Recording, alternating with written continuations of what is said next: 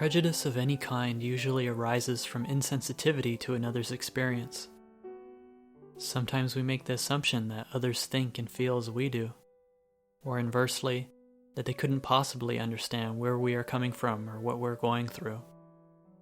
These assumptions preclude the possibility for real communication, for a reciprocal interchange of personal experiences. When we are stuck in such a mindset, we have a tendency to tar everything with the same brush, negating the individuality of the people that we interact with, based upon some superficial characteristic, as if that somehow tells us everything about that person's history and the entirety of what is going on inside of them at any given moment.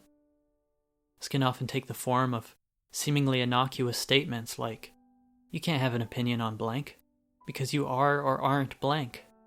For example, "You can't have an opinion on politics, because you're a native, you're black, you're Mexican, you're Asian, etc. You can't have an opinion on economics because you're a woman. You can't have an opinion on the struggles that minorities face because you're white. You can't have an opinion on the struggles that women go through because you're a man," and so on, ad infinitum. This manner of speaking underhandedly takes away a person's voice and leaves them faceless, imposes our own opinions upon others as if they were irrevocable and infallible truths, and negates the accountability of all involved.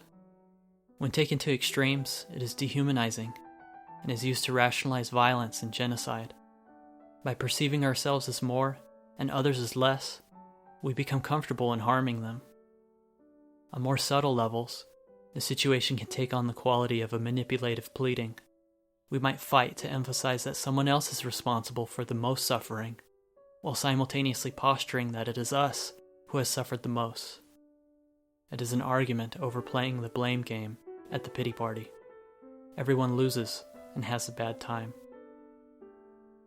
This extends into the culture around us, setting entire groups of people at odds with one another for the actions of a few.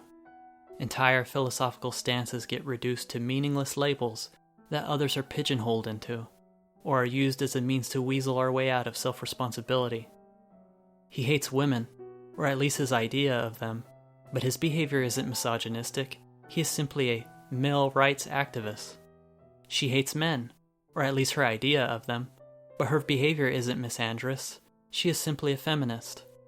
Both use their misunderstandings to justify their hatred and solidify its presence through their stubbornness. They pass their prejudices on to others like a virus, and the cycle repeats, persisting through space and time until we each challenge our part within it. How far we have come, yet how little we have gained. Where is the virtue in being right at the expense of another?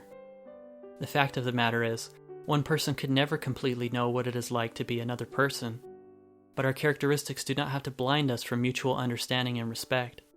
For example, a man will never know what it is like to be pregnant, but that does not mean he is incapable of acting considerately towards a woman who is. Someone who is of one race will never truly become another, but we don't have to all be the same in order for us to live and work together towards everyone's benefit.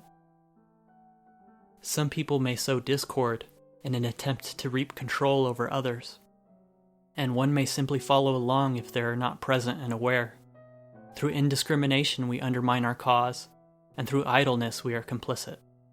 No one is right, yet everyone is involved.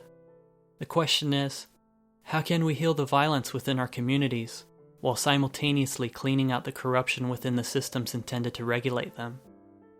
The only options are transparency, so that we can fully know what we each contribute, and accountability, so that each may be fully responsible for the consequences of their actions. In these, prejudices are resolved now and forever.